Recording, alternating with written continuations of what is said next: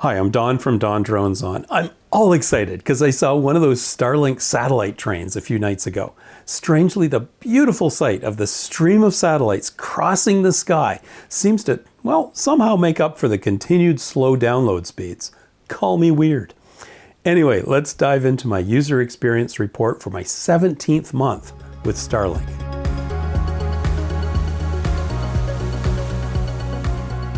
I'm pretty much convinced that the real reason we have bad weather is because there's something cool to see in the sky.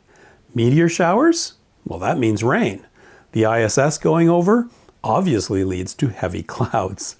Well, I lucked out earlier this week and actually saw one of these Starlink satellite trains go over. It was mind-blowing.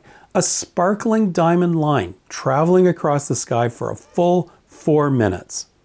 This terrible picture I took with my phone in night mode, it does not give it justice. If you get a chance to see one of these pass overhead, get out there and look upwards. Absolutely spectacular. And there's several apps and websites that give you times and directions to look. I used findstarlink.com. Okay, let's get into my performance metrics. First up is dropout events per hour. I define a dropout as an outage over 11 seconds, enough to be noticeable on an MS Teams or Zoom call, but typically having no impact on streaming services like YouTube or Netflix. Streaming services utilize buffering to basically bridge any short gaps in data transmission.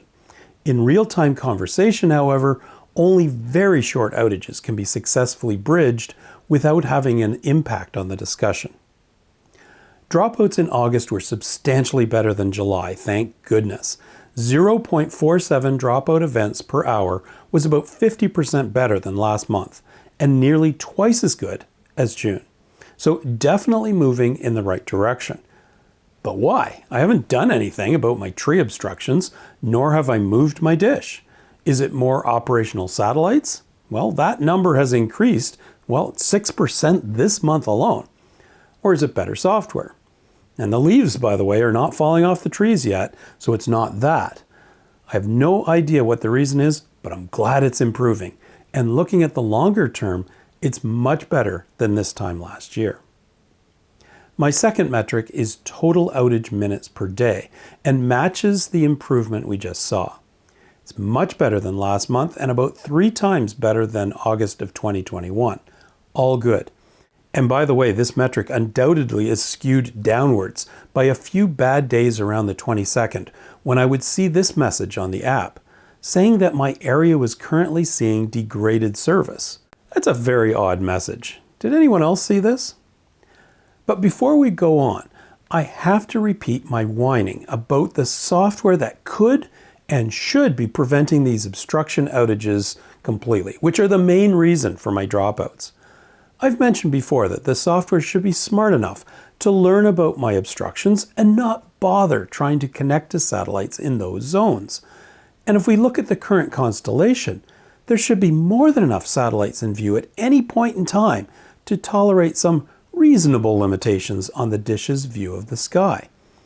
In this screen grab from SatelliteMap.space, the green dot here is my location, and the red lines point to satellites that are at least theoretically visible to my dish, anywhere from 7 to 20, but typically around 10 at any time.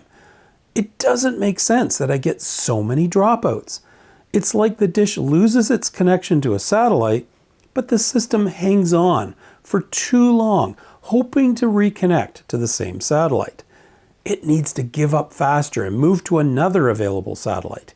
Even if it took 5 or 10 seconds to switch sessions from one satellite to another, I should never be seeing dropouts over 10 seconds.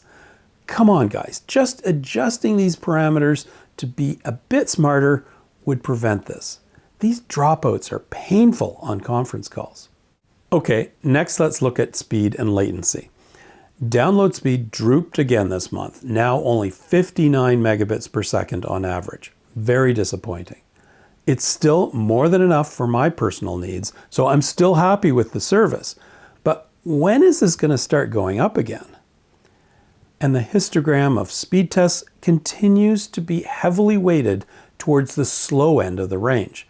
In fact, 55% of my speed tests were less than 50 megabits per second this month.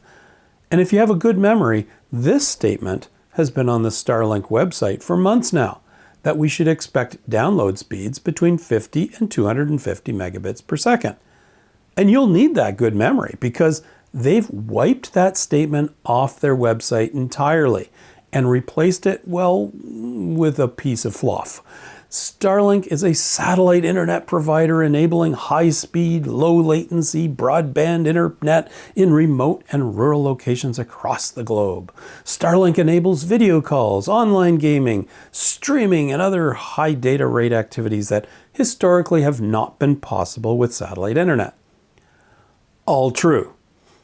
But they can't meet the expectations they set for us and that we bought into, so they just remove those expectations from the website entirely? I'm sorry, that's just sleazy. And here's another look at that degradation in service. Just 3 months ago, the histogram looked like this, with a healthy spread of speed tests all the way up to 150 megabits per second. But over June, July, and August, my speeds have become more and more clustered in the low end, with over half less than 50 megabits per second. Going back to this graph, the upload speed, this green line, has stayed relatively stable with an average of 8.0 megabits per second in August. Ping, or latency, shown on the dotted line, has continued to creep up with an average of 68 milliseconds this month. And yes, the download speed and ping lines have crossed, which probably means the end of the universe as we know it. Okay, moving on. My upload speed histogram. It looks about the same as every month, with a clear peak in the 5 to 10 meg range. All good. I started showing the variation in speed through the day in my last month's report, and here's the view for August. These are all averages based on about 24 samples taken in each time period over the month. Ping, the gray bars at the back, show an increase in the evening. Higher ping is bad. Download speed is worse in the evening hours, but the afternoon is now just about as bad as the evening. Upload speed doesn't seem to vary all that much through the day. I hear somebody asking, how does this compare to the July numbers? So here's a side-by-side comparison. You can see that the afternoon has taken the biggest hit in the trend, dropping from 63 to 52, and the evening has now moved up a bit from 43 to 49.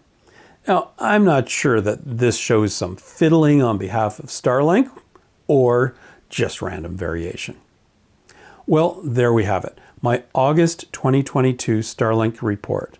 Performance continuing to degrade and Starlink basically throwing up their hands and removing the statement about expecting 50 to 250 megabits per second down.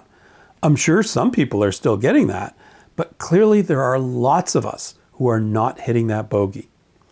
Taking that statement off the website, in my opinion, is just cheesy. The only thing that cheered me up this month was the gorgeous satellite train I saw. Anyways, I hope you found this video interesting.